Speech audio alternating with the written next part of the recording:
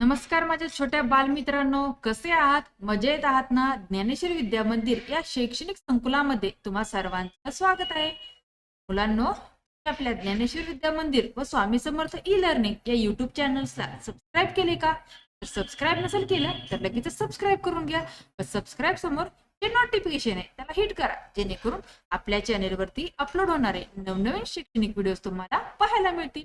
मुलांनो, आज मी तुमच्यासाठी अकबर बिरबलाच्या आपल्या गोष्टीतल्या खजिन्यातून आणखीन एक गोष्ट घेऊन आले. त्या गोष्टीचं नाव ऐकायचंय? तर त्या गोष्टीचं नाव आहे बैलाचं दूध. काय आहे? बैलाचं दूध.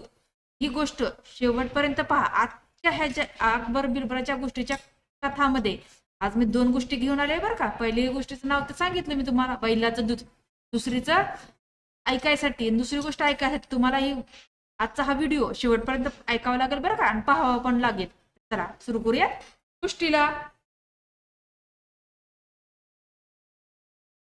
आपली आजच्या गोष्टीमधली पहिली गोष्ट आहे सोन्याची नदी. काय गोष्टीचं नाव आहे पहिल्या? सोन्याची नदी. एके दिवशी बादशाह अकबर राजवाड्याच्या बागेत फिरत होता. त्याच्या नजरेस पडली एक सुंदर लहानशी ओहळ धारा. पाण्यात सूर्याचं प्रतिबिंब पडल्यामुळे चमचमती सोन्यासारखी दिसत होती. अकबर आनंदाने म्हणाला, बिरबल, ती पहा, आपल्या बागेतली ही लहानशी नदी सोन्याचीच दिसते. बिरबल शांतपणे म्हणाला, जहापना, पाण्यातील हा सोनेसारखा प्रकाश फक्त सूर्याची करामत आहे. पाणी सोनं होऊ शकत नाही. अकबर थोडा खेळकर मूडमध्ये होता. तो म्हणाला, बिरबल, तर ही सोन्याची नदी असेल तर तिचं सोनं मला घेऊन ये. बिरबल हसला आणि म्हणाला, जर आपण सोनं उचलूच म्हणत असाल तर ते होईल. एका अटीवर. काय अट? अकबर गंभीर झाला. बिरबल म्हणाला, जहापना, ज्या नदीत सोनं दिसतंय सोनं मिळवायचं असेल, सूर्याची किरण थांबवावी लागतील, कारण तोच सोनं बनवत आहे. मग सूर्य कसा थांबू? अकबर हसला. बिरबलने विनम्रपणे उत्तर दिलं, सत्य हेच आहे जहापना, ज्याचं अस्तित्वच प्रकाशावर अवलंबून आहे ते प्रत्यक्षात कधीच सोनं होऊ शकत नाही. प्रतिबिंबाला पकडता येत नाही. अकबरला गोष्टीचा अर्थ समजला.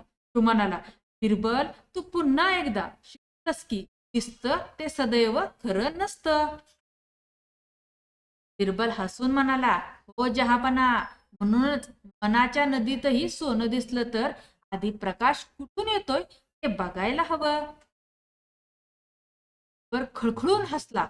बिरबल, सदैव तूच माझ्या विचारांना उजेड देतोस. कथेचा बोध पहा मुलांनो, जे दिसतं ते नेहमी खरं नसतं. हास आणि वास्तव यात फरक ओळखणं हीच खरी बुद्धी.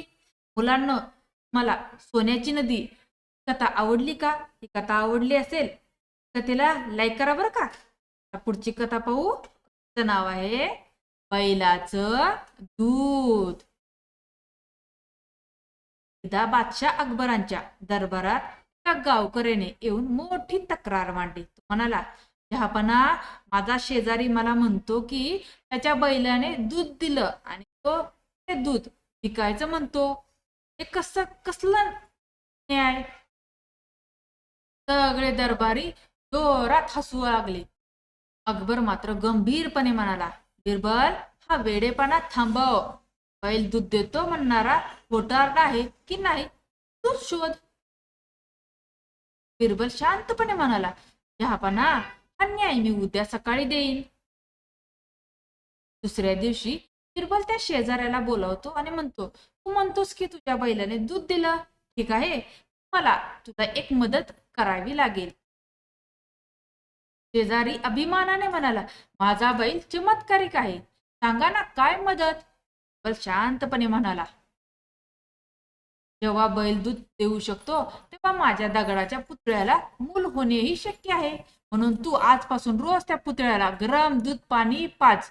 खीर दे आणि अंगाई गीत म्हण. लवकरच तो पुतळा मूल जन्माला घालेल, मग तुझ्या बैलाचे दूध मी मान्य करीन. ते ऐकताच सगळे दरबारी खळखळून हसू लागले. शेजारी रडवेला झाला. तो म्हणाला, बिरबलजी, दगडाचा पुतळा मूल कसा देणार? ते तर अशक्य आहे.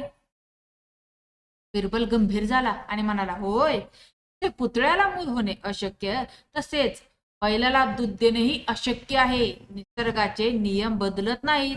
शेजाऱ्याने कबुली दिली की तो खोटं बोलत होता. अकबर म्हणाले, बिरबल, तू अगदी सोप्या रीतीने न्याय दिलास. नेहमीच अशा बुद्धीची गरज असते. कथेचा बोध मुलांना पहा, अशक्य गोष्टी खऱ्या असल्याचा दावा करणारा माणूस स्वतःच आपल्या खोटेपणात अडकतो. सत्य आणि तर्क नेहमी जिंकतात. अशा प्रकारे आपली सोन्याची नदी आणि बैलाचं दूध ह्या दोन अकबर बिरबलाच्या कथा संपलेल्या आहेत. मुलांना, तुम्हाला या कथा आवडल्या का? या कथा जर आवडल्या असतील, या कथांना जास्त शेअर करा आणि चॅनलवर नवीन असणाऱ्या चॅनलला सबस्क्राईब करा.